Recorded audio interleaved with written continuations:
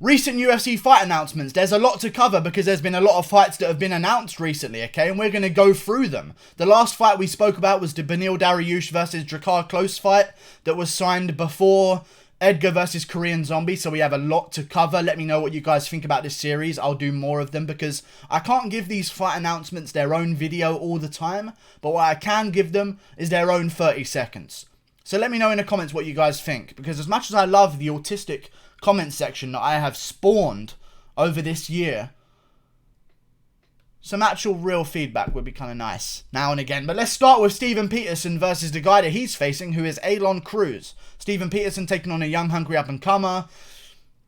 It's going to be a great fight, basically. A contender series guy in Cruz coming into the UFC, a big boy for the weight class, tall, rangy guy. Steven Peterson coming off a big win over, I can't remember who it was, but it was a spinning back fist and it was fucking nasty.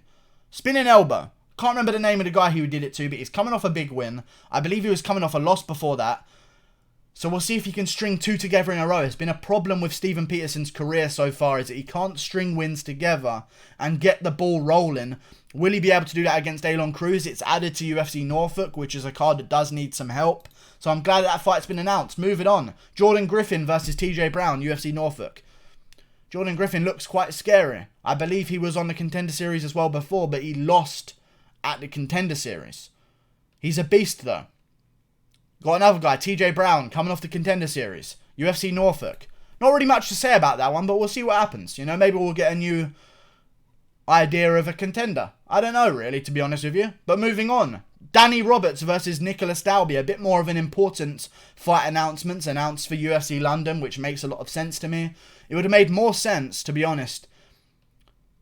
Dalby's from Denmark, so it makes a lot of sense that way, you know. So he's coming to London. It's a very close neighbour of England, so there's not a big travel. He's going to bring a lot of fans over. Danny Roberts, of course, I believe from Merseyside himself, so he's around the Liverpool area, so he can bring some fans down to London. It's good for business. It's on the main card. It's a great fight to happen. Two guys coming off a win, a big win. You've got Nicholas Dalby coming off a win over Alex Cowboy Oliveira. Danny Roberts coming off a big win over, I believe, Abdurakhimov.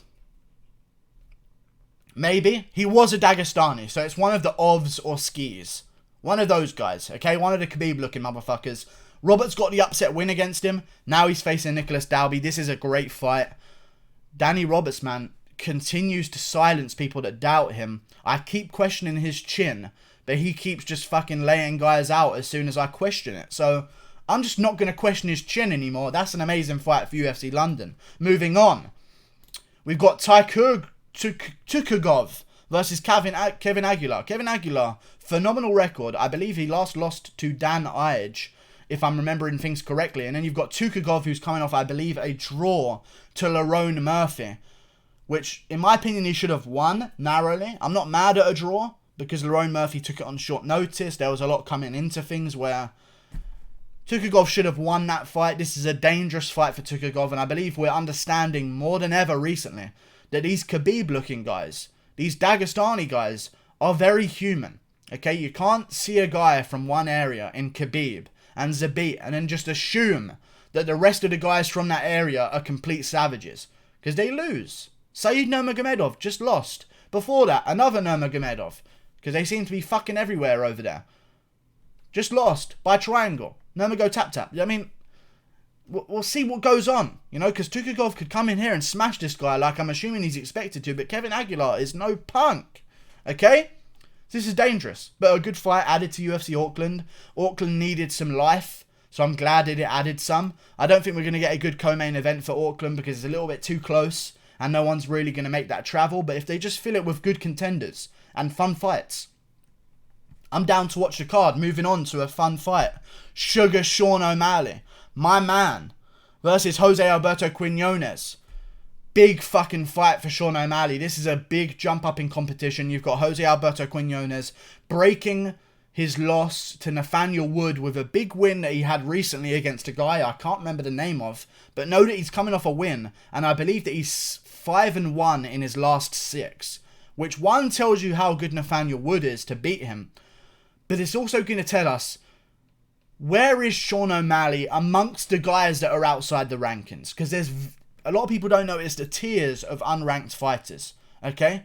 There's levels to the unranked game. There's everyone knows the 0 to 15 range. They're the ranked guys. Then there's this 15 to 20 range. The guys either soon to break through to the rankings or soon to just stick around in that 15 to 20 range, you know? Jose Alberto Quinonez is a guy that by any means could have been ranked already. He most likely would have been ranked if he talked English and spoke a little bit of shit in his fights, because he was on a fucking 4-fight win streak at bantamweight. Dangerous fight for Sean O'Malley. I think he's going to get things done, but it's really going to tell us where does he stack up. Because when you beat Jose Alberto Quinonez, you join the likes of Nathaniel Wood, who's the guy that everyone's talking about right now, who's going to be a new contender in the division, who's probably going to be a favourite over John Dodson, who's a ranked guy in the division at number 11. Where does Sean O'Malley stack up? We're going to learn a lot about him when he fights Jose Alberto Quinonez. And is Jose Alberto Quinonez the next guy to jump up in the rankings? Who knows? There's a lot of stakes at this fight. There's a lot of stakes in this fight. And then we move on to Uriah Hall versus Jacare Souza. I actually don't like this fight. I like fights that have relevance due to ranking in a division. Jacare is no longer ranked at middleweight. Uriah Hall is. Uriah Hall's coming off a win. It's a big fight, don't get me wrong. I could see better fights for Uriah Hall. I could see a rematch with Derek Brunson. I could see him going at it with Edmund Shabazian. I could see him versus Darren Till even. But against the Jacare Souza coming back down to middleweight after a failed venture to light heavyweight. But to be honest, did better than most people against Jan Blachowicz. Dangerous fight for Uriah Hall.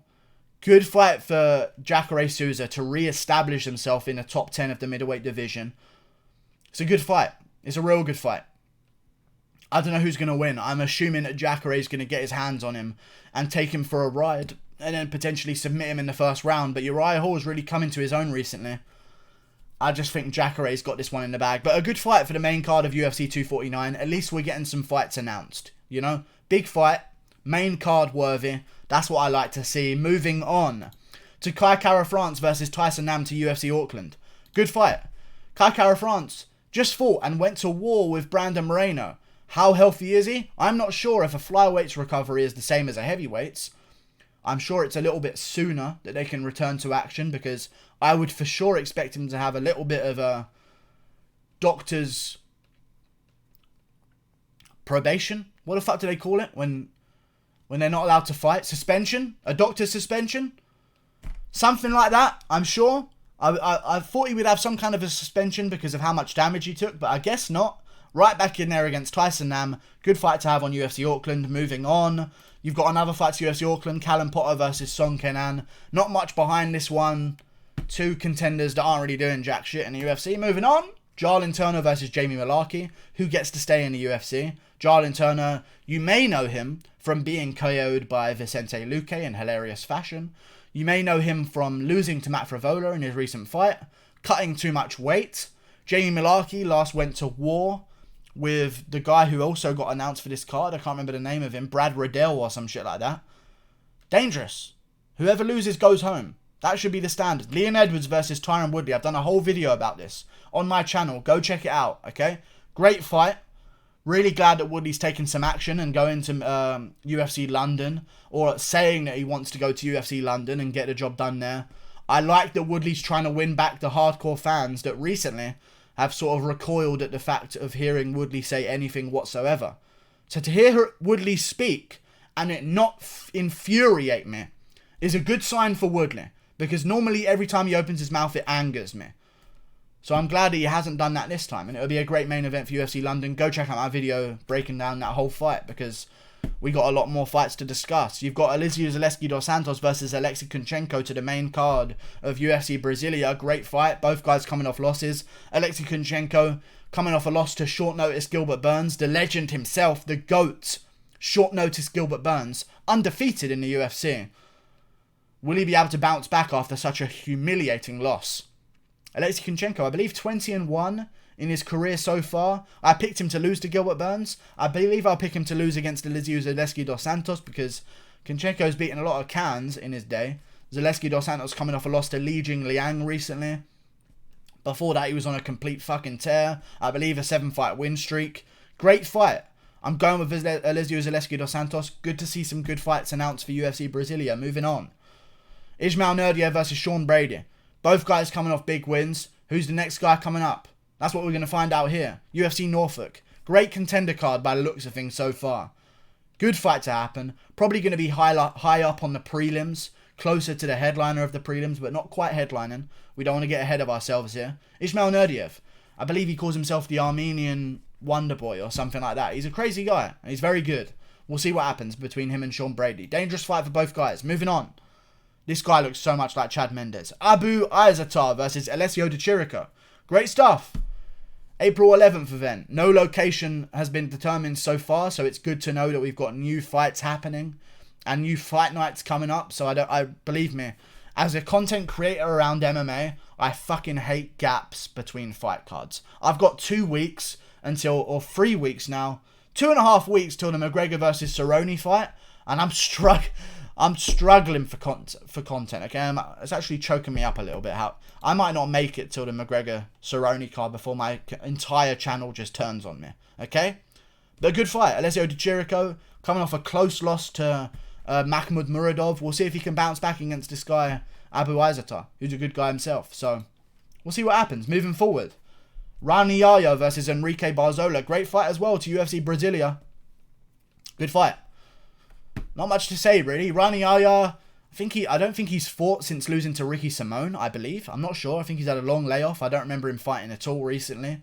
And then you've got Enrique Barzola, I believe, coming off a win against Bobby Moffett, if I'm remembering correctly.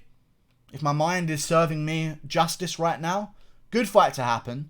We'll see what happens here. It's a good Brazilian fight. You know, I'm always happy when they do a Brazilian showdown in Brazil. Because then there's no way that the guy who wins can be tortured and murdered afterwards. Because let's be honest, if you beat a Brazilian in Brazil, the only excuse is if you're Brazilian. That's the only excuse you can have. Otherwise, you're getting gunned down and left in a ditch. Unless you've got enough security with you. So I'm always happy with a Brazilian versus Brazilian in Brazil. A lot of Brazil was said there. You know? Jose Formiga versus Brandon Moreno. Again, great fight to happen. Brandon Moreno coming off a big win over Kai Kara France, which earned him, as I said, the winner of this one's going to get a shot against Jose Formiga. I'm glad that they did, because that's what they deserved. If he wins this one, Brandon Moreno's looking at a title shot against Benavidez, especially with Cejudo vacating the belt recently. Benavidez versus Divas and Figueiredo winner has a real time to just get an active belt going again. You know, we're not just waiting to see what the guy at bantamweight does with our division anymore. They're really going to take the division in their own hands. And I'd love to see Dana White get them in shape and get them going a bit more active. So there's a lot on the line here. If Moreno wins this one, he can wait for a title shot, you know? It's after UFC Norfolk as well, so he could for sure get a title shot 3 months after this. Big fight on the line. I believe Formiga might probably win with his wrestling and his takedowns that he can use and his experience. Moreno's a young, hungry up-and-comer. I wouldn't mind Moreno as an underdog here. He's a very good fighter. Then we've got fucking Veronica. Jesus Christ, look at her. Oh, I hope she beats B. Malarkey, because she is a sight to see. Honestly. Veronica Macedo versus B. Malarkey to UFC Brasilia. Sign me up. Sign me up. Holy shit. If she wins, what weight class is she in? I have no idea, but if she's in any weight class with Paige Van Zandt or Rachel Ostovich, grappling only match, shirt pulling allowed, sign me up. Moving on, Hardy versus De Castro. Great fight announced for UFC Columbus, Ohio. There's a lot of fights, guys. I'm sorry, you're going to have to tune in here to get through all of them. Great fight for Hardy. Coming on against a guy who actually has a win in the UFC, which is a big thing for Hardy right now. Coming off a close loss to Alexander Volkov, where he actually fractured his arm. So, Hardy versus De Castro. Great fight. Two powerful guys. I believe Hardy's going to win this one. But it's a good fight to have, because De Castro's a guy who's in the UFC. Got a big KO win. A brutal KO win. Has some steam behind him himself. So this is a big fight for Hardy. He needs to win this one. We'll see what happens, though. I think Hardy's going to take home the win. Khalil Rountree versus Sam Alvey. Apparently Rountree's retiring after this, which is just retarded to me. But either way, I think he'll beat Sam Alvey. I don't know why He's people were telling me he's retiring after this. I don't even believe him, to be honest with you, but this is a great fight to happen. UFC Columbus, Ohio's getting more and more stacked by the day. A great main card fight in Sam Alvey versus Khalil Rountree. Sign me up. Great fight. Khalil Rountree, I believe, will get the job done, because smiling Sam Alvey won't be smiling too much when he wakes up wondering what happened. Davey Grant versus Lewis Smolka to UFC Columbus as well. Not much to say. Lewis Smolka's hairline is still intact, and he's still doing a damn thing. So, don't have much to say about that. Tisha Torres versus Mizuku Inoue to UFC Columbus. If this hogs a spot on the main card over some real fucking talent, I'm going to be fucking pissed off. Tisha Torres is probably going to win. Okay? I don't know why that anger came out. I just incel raged everywhere. Then we've got Oliveira versus Gall being taken off UFC Norfolk. Norfolk needs some fucking help as a card. Give me an Iaquinta versus Edson Barboza in the co-main event. Whole card saved. You know? Just give me some juice in the co-main event to kind of carry the main event and the rest of the card. Then just stack it with contenders. You know? I just need something. Especially now that Oliveira versus Gall is gone and off the card. Unexplained. Which means USADA, as we know from before. I believe... I don't mean to be a little bit racist here, but I think it might be Alex Cowboy Oliveira who has tested positive, just looking at the shapes that the pair of them are in. That's not racially decided at all. That's purely based on, I look at Mickey Gall's hairy, saggy nips, and I don't think he's touched a steroid in his life. I look at Oliveira, I can see some potential. I can see some potential for a needle in his arm, you know? I can just see a little bit of potential. And he's Brazilian. Which doesn't help his case, because, of course, as USADA came along, Brazil lost all of their champions. Moving on. Emily Whitmire versus Poliana Viana to UFC 248. Cool. Emily Spitfire Whitmire. Spitfire was a fucking British aircraft used in World War II, I believe. That's all I've got to say about that fight. I would fuck Poliana Viana. Moving on. There's nothing else to move on to. Like, unless I could refresh it and just magically have a new fight announcement. No. Okay, goodbye. That would have been pretty cool if I did. Like and subscribe. Thank you very much. Click that button there. Hope I covered everything. Let me know if you want to keep me... If you want me to keep doing this series, because I feel like it's good. So let me know if it's good. Goodbye. Click it. See ya.